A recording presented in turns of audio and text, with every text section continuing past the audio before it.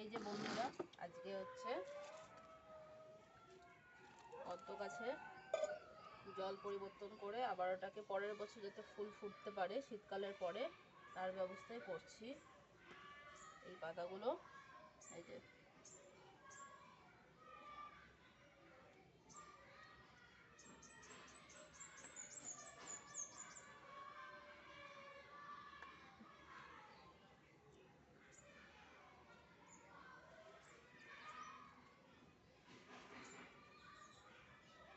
শীতকাল চলে আসলো, এই যে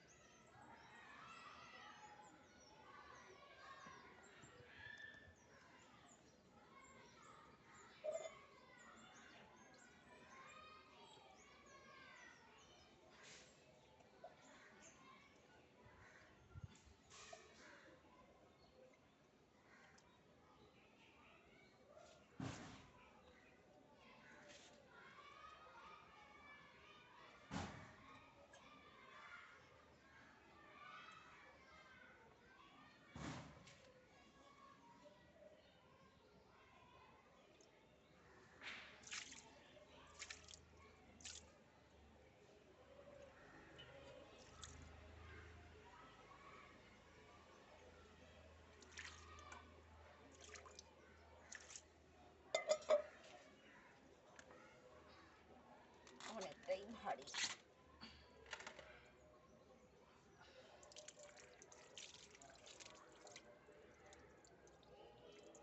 অনেকে গামলাতে, পদ্মের গামলাতে মাছ দিয়ে রাখে, কিন্তু আমি মাছ দিয়ে রাখিনি, যেহেতু ছাদে আমাদের গামলাটা, সেই জন্য মাছ দিয়ে রাখতে পারিনি। নয়তো এই যে গরম গেছে, এই গরমে প্রচুর পরিমাণে জল গরম হয়ে যেত, আর সেখানে মাছগুলো মরে যেত। হ্যাঁ, কিন্তু অনেকে হচ্ছে যারা কিন্তু আমার গাছে, আমার এই যে দেখতে পাচ্ছ মাটি, এর মধ্যে মশার লার্ভা ও সমস্ত কোনো কিছুই নেই। এই যে এই যে একটা মাছ অনেক দিন আগে রেখেছিলাম, সেটাই রয়েছে। এই দাঁড়াও,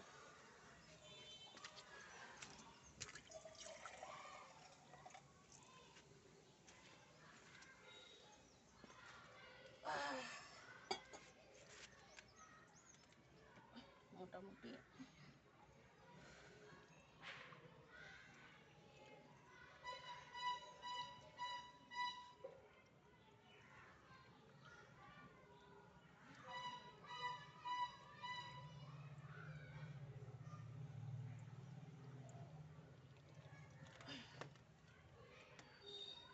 এই যে এইরকম পাক মাটি পদ্মের জন্য একদমই আদর্শ।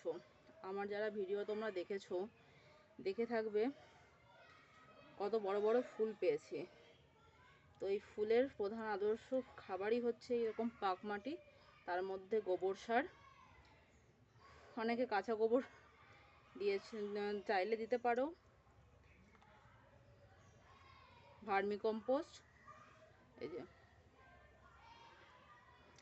এবার বাকি কাজটুকু করব, এরপরে দেখতে হবে যে আমি কটা গাছের টিউবার পাই। এবার টিউবারের ওপর নির্ভর করে আমি আবারও পরের বছরের জন্য গাছ লাগাতে পারবো।